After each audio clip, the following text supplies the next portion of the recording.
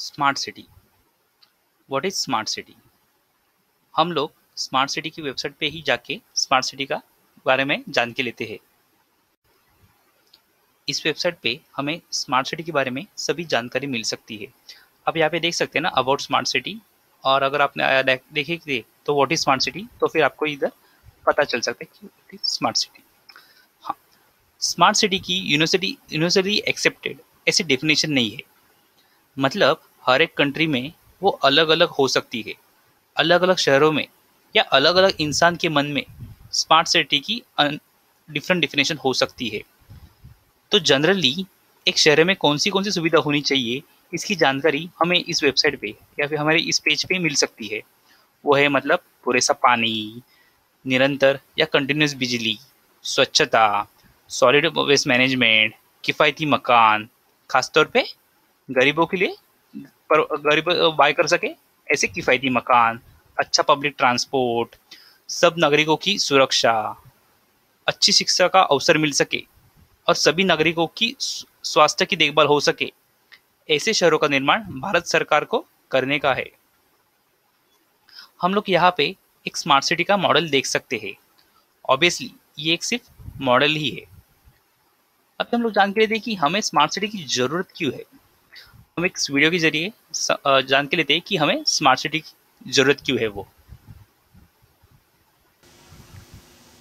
आज शहरों का विकास कैसे हो रहा है? आप किसी भी शहर में जाकर के पूछिए, बहुत कम शहर ऐसे मिलेंगे कि जहां पर 5 साल के बाद शहर कैसा होगा उसका कोई खाका कागज पे मिलेगा। 10 साल के बाद कैसा शहर होगा उसका खाका कागज पे मिलेगा नहीं। जो प्राइवेट प्रॉपर्टी डेवलपर है उनको तो पता होता है कि शहर इतना बढ़ेगा, इस दिशा में बढ़ेगा, फिर वो वहां जमीन ले लेगा, योजनाएं डाल देगा, मकान तो खड़े कर देगा,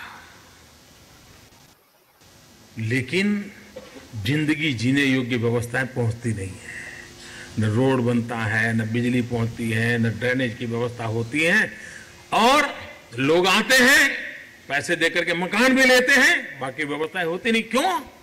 क्योंकि शहर के नेतृत्व ने शहर नहीं बनाया, कुछ प्रॉपर्टी डीलर ने शहर को बढ़ाया है।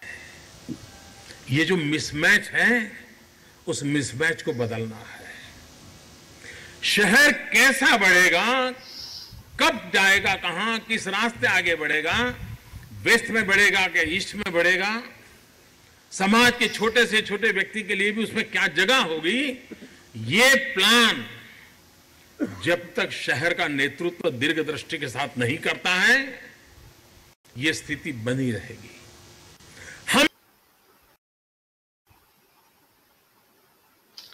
अगर हम कौन से भी शहर में जाते हैं तो हमें क्या दिखाई देता है? तो रेलवे पे ज़्यादा लोड से होने वाली भीड़, रास्तों पे ज़्यादा गाड़ियों से होने वाली ट्रैफिक, ड्रेनेज की खराब व्यवस्था। कैसा होता है ना कि पानी, पैसा और नॉलेज ये बहता रहना चाहिए, नहीं तो वो सड़ जाता है। बारिश में रोड पे आने वाला पानी, अमीर और गरीब के बीच में बढ़ता हुआ अंतर। स्मार्ट सिटी में क्या होने वाला है, ये हम एक एग्जाम्पल के जरिए देख लेते हैं। हम लोग ऐसे मान के चलते हैं कि मुंबई शहर में 1 करोड़ लोग रह रहे हैं, तो उनको एक महीने में कितना लीटर पानी लगेगा, कितनी बिजली लगेगी, इसकी पूरी जानकारी मुंबई महानगर पालिका के पास होगी और वो उस रिक्वायरमेंट को पूरी कर रही है, इसे हम लोग अज्यूम कर रहे हैं। अब इस महीने में 10,000 नए लोग मुंबई शहर में रहने को आए, ऐसे हम लोग मानते हैं। तो अभी इन लोगों को पानी और बिजली कहाँ से मिलेगा? या तो मुंबई शहर के दूसरे नागरिकों का सप्लाई कम करके, या दूसरे किसी शहरों का सप्लाई कम करके।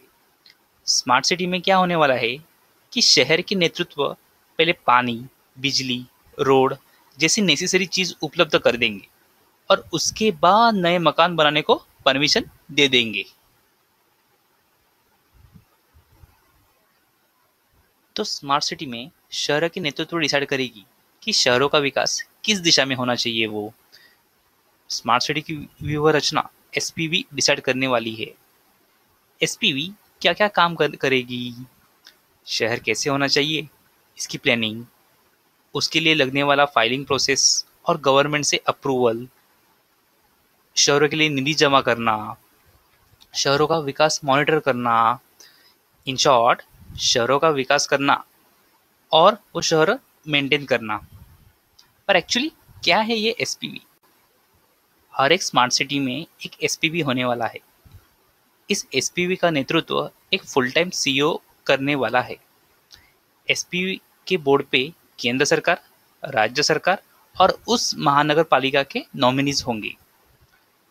2013 कंपनीज एक्ट के अंडर हर एक एसपीवी एक लिमिटेड कंपनी रजिस्टर होगी, जिसमें राज्य सरकार और उस महानगर पालिका के 50-50% शेयर्स होंगे। मतलब केंद्र सरकार के इसमें शेयर्स नहीं होंगे, राज्य सरकार और उस महानगर पालिका के 50-50% शेयर्स होंगे। प्राइवेट सेक्टर या फाइनेंशियल इंस्टीट्यूट भी इस एसपीवी की शेयर्स बाय कर सकते हैं। पर राज्य सरकार और उस महानगर पालिका के शेयर्स 50% से ज़्यादा होने चाहिए। हम लोग एक एग्जाम्पल देख सकते हैं कि मतलब प्राइवेट और फाइनेंशियल सेक्टर, राज्य सरकार और महानगर पालिका के शेयर्स कैसे हो सकते हैं, किस रेशियो में हो सकते हैं। तो ये 20-40-40 ये रेशियो में, 40-30-30 ये रेशियो में।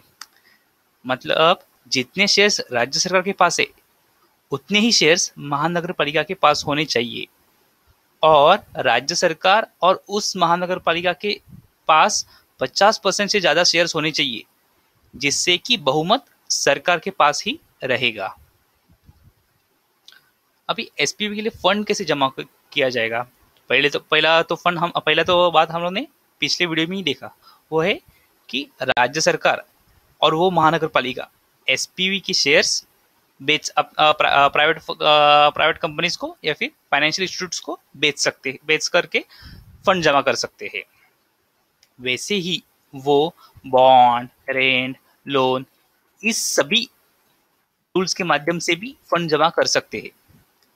अगले 5 सालों में भारत सरकार इस स्मार्ट सिटी के प्रोजेक्ट को 48,000 करोड़ रुपए का निधि देने वाली है। शहरी विकास मंत्रालय इस साल हर एक स्मार्ट सिटी को 200 करोड़ रुपए और अगले साल में, इस साल मतलब 2016 साल में 200 करोड़ रुपीस देगी, और अगले साल से 4 सालों तक मतलब 2020 तक हर एक स्मार्ट सिटी को 100 करोड़ रुपए दे देगी। जितना निधि भारत सरकार और शहरी विकास मंत्रालय स्मार्ट सिटी को देगी, उतना या उससे ज्यादा निधि राज्य सरकार को उनके राज्य के स्मार्ट सिटी को देना होगा। जो निधि केंद्र सरकार एसपीवी को देगी, वो निधि एसपीवी को अलग रखना होगा। केंद्र सरकार के मार्गदर्शन के हिसाब से एसपीवी उस निधि का उपयोग उनके स्मार्ट सिटी में कर सकते हैं। कौन कौन से राज्य में कितने स्मार्ट सिटीज है, इसकी जानकारी हमें यहाँ विकिपीडिया से मिल सकती है। आप यहाँ पे एक चार्ट देख सकते हो कि यहाँ पे स्टेट्स का नाम है और यहाँ पे सिटीज का नाम, मतलब या फिर जिधर जिधर स्मार्ट सिटीज होने वाले उसका नाम है। और भारत सरकार ने जो पहली 20 सिटीज डिक्लेयर की है इस साल, उसके भी लिस्ट आप यहाँ पे विकिपीडिया पे देख सकते हो। मैंने इसका ना लिंक नीचे डिस्क्रिप्शन में और कमेंट बॉक्स में दिया हुआ है, वो आप बाद में देख सकते हो।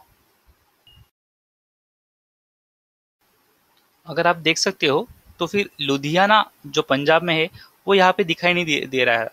एक्चुअली में जब मैंने पहले चेक किया ना, तभी लुधियाना यहाँ पे पाकिस्तान में दिखाया जाता था, बट अभी कुछ 2-3 दिन के बाद मैंने देखा अभी, तो फिर लुधियाना अभी यहाँ पे दिखाई नहीं दे रहा है। और वो जो भारत सरकार ने नए 13 स्मार्ट सिटीज डिक्लेयर की है अभी, उसका भी आप रेफरेंस यहाँ पे देख सकते हो। स्मार्ट सिटी एक ऐसा शहर, जो शहर सिर्फ कुछ रिक्शा वालों का या कुछ फेरी वालों का नहीं, तो कॉमन मैन का होगा। आड़ी टेढ़ी रिक्शा चलाने से आम आदमी को रास्ते पर चलने को मुश्किल होती है। आम आदमी मतलब कॉमन मैन, दिल्ली वाला आम आदमी नहीं तो रिक्शा चालकों को अपनी डिग्री अपने साथ लेके ही घूमना पड़ेगा।